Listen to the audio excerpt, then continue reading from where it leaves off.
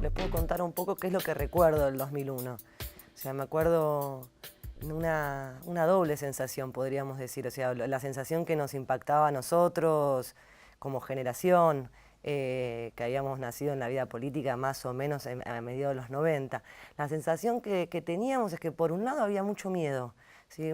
La certeza de que otra vez en la misma línea o en la continuidad de las violencias, las exclusiones que se habían dado durante los 90, el 2001 podía ser una exacerbación de esas mismas violencias y exclusiones.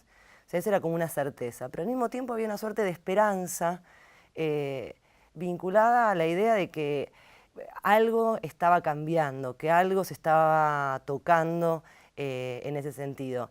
¿Y qué era lo que nos aparecía a nosotros como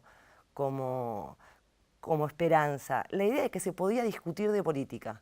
Había algo de la reflexión en torno a la política que había estado de alguna manera clausurada durante los 90.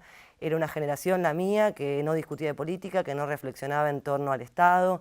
Y yo creo que el 2001 fue una puerta de entrada a esas discusiones, a esas reflexiones. Casi nadie se veía por fuera de esas discusiones. Entonces me parece que así como era una doble sensación, o por lo menos lo que yo recuerdo, por un lado miedo al porvenir, pero por otro, al mismo tiempo, parece paradójico, pero yo creo que no lo es, una esperanza en que de ese sacudón, de ese resquebrajamiento del tejido social, había algo que estaba por nacer.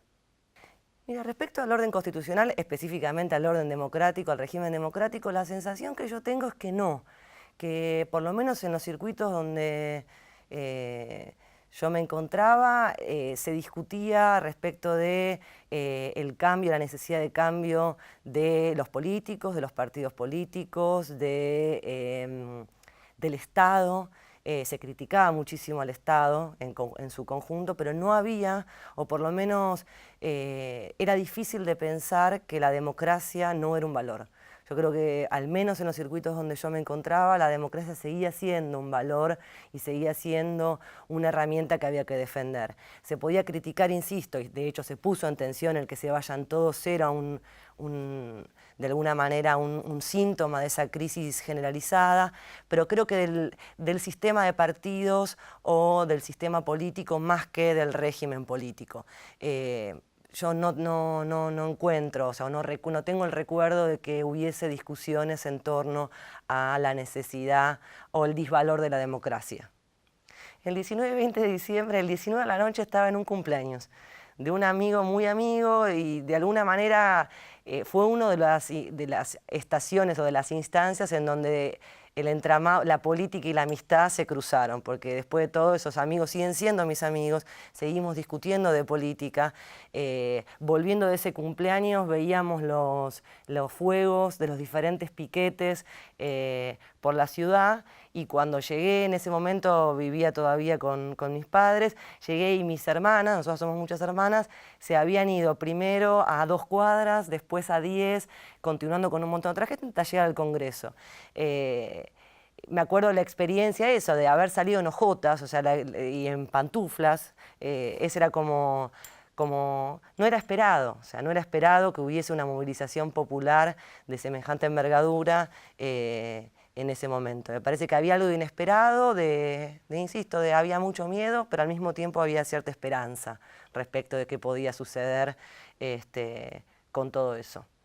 Y una cosita más que me parece que habría que la sensación que tengo del 2001 es que en ese momento se abrió la posibilidad de reflexionar, de pensar en torno a la política como herramienta de transformación de lo social, a la conflictividad como inherente al orden social.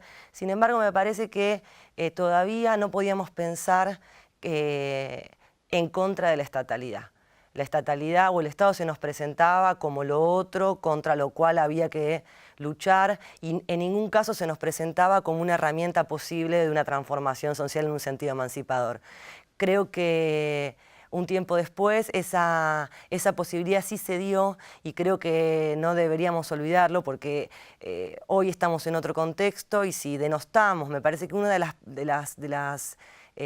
los efectos que dejó fuertemente el neoliberalismo y los 90 en particular fue que haber impedido pensar que el Estado podía ser otra cosa. Entonces me parece que esa experiencia no hay que olvidarla porque sin estatalidad, sin pensar otro modo de estatalidad posible, difícilmente podamos transformar lo que se viene.